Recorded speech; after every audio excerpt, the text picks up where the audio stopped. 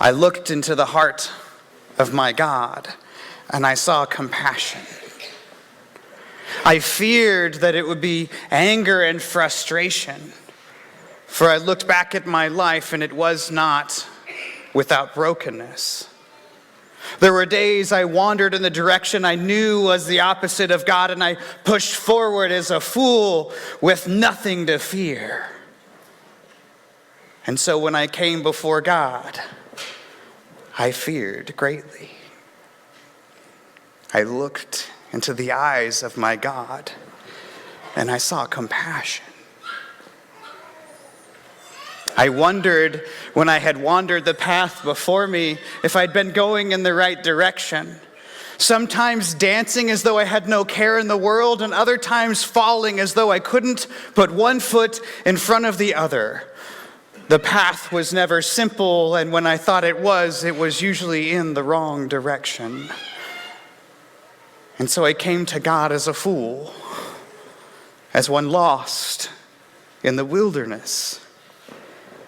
And when I looked into the eyes of my God, I saw compassion. I had yelled at my God. I had screamed at my God. I had waved my fist as one who was ready to fight till the last breath came from my lungs. I had wept and mourned with my God, wondering why the world was as cruel as it was. I had fallen and wished to never get back up, and been lifted with the hands of the angels. I looked into the eyes of my God, and I saw compassion. I said to my God, do I even deserve to be here? I wander into this place, and I know there are those who are better than I. There are those who have followed the right things. And as I looked out across the places that I wandered, I knew there were those who didn't go the wrong direction. Do I even deserve to be here? I said to my God. And I looked into the eyes of my God and saw compassion. I waited for the words from my God, coming with the feeling of the burning from the ashes, that I deserved that sear that came upon my forehead, the weight, and I didn't know what would be said by my God. Would this be the last time I would glimpse the face of compassion? So I fell upon my face, and I wept before my God once again. And my God reached down and then took a knee and then looked me in the face and hauled me to my feet and embraced me. Broken child, I only wanted what was best for you.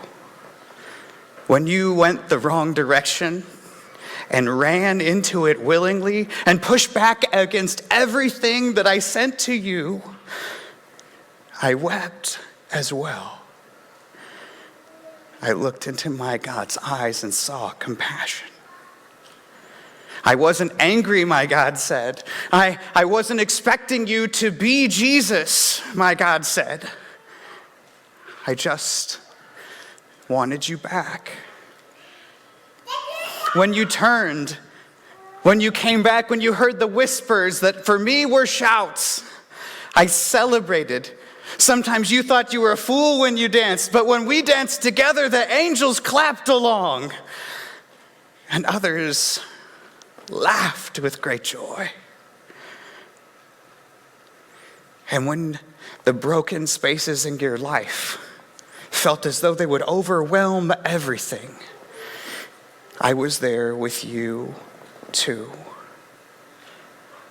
Not because you weren't strong enough or good enough, not because you feared that you deserved it, but because you were never meant to be left alone, and you weren't. I looked into the eyes of my God, and I saw compassion. I said, God, I don't have the answers. I have 1,000 questions I can't wait to offer to you. And there are people I hope have already made it, and I want to see them. I want to do all the things, but I don't know if I still deserve to walk through your heavenly gates.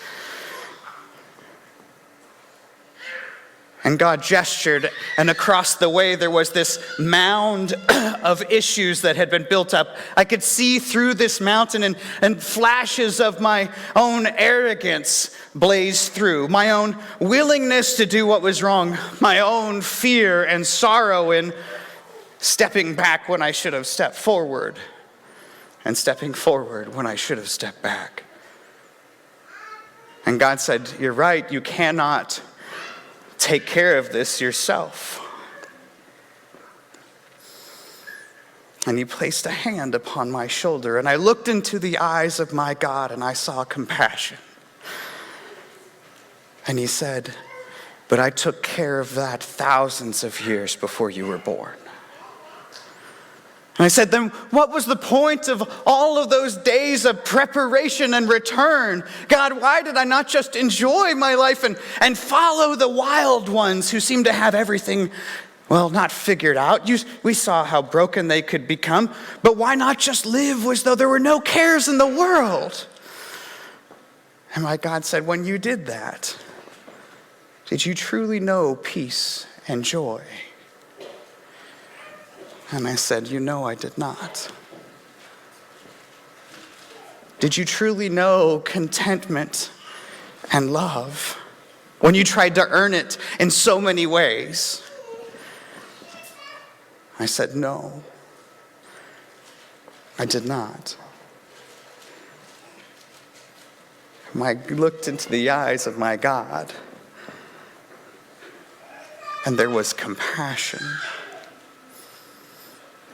Every time you opened the scripture and got another piece of wisdom, every time you reached out to help another who had fallen down to stand back up, every time you had shared your brokenness so that someone else might not need to go through theirs, you began to understand, didn't you?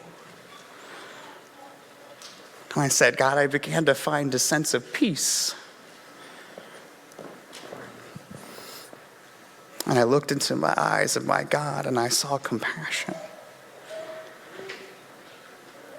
Then continue. The path is ahead. Your brokenness, your sorrow, it's all gone. And I looked into the eyes of my God, and I saw compassion. During this series, this time of Lent, remember that the heart of our God is compassion.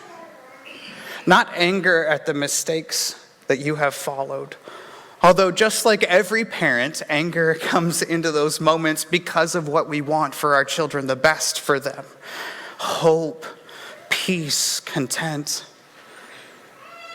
And remember, as we draw into these practices, as we come and we lay our brokenness before God, as we take the mark of the cross upon our foreheads, we draw a little closer.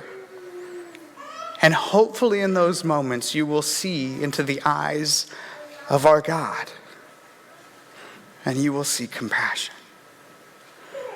The period of Lent is about God helping us to get right with who we were made to be, to follow Christ more closely, not to become someone stuck in the route of always doing it the right way or the certain way, but because in those moments as we follow God, our hearts are freed from pursuing the things of this world that we will never reach or achieve.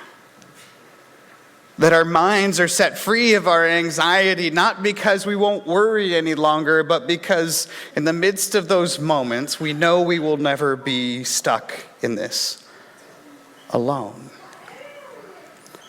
So throughout Lent, may you offer these moments that you have to set down your brokenness in moments of fasting to step away from the things that pull you away from God.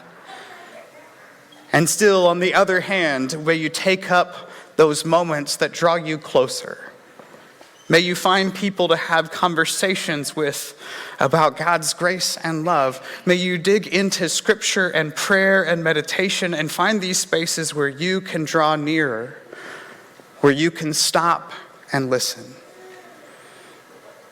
so that your heart will draw closer to the heart of your God, which is always full of compassion.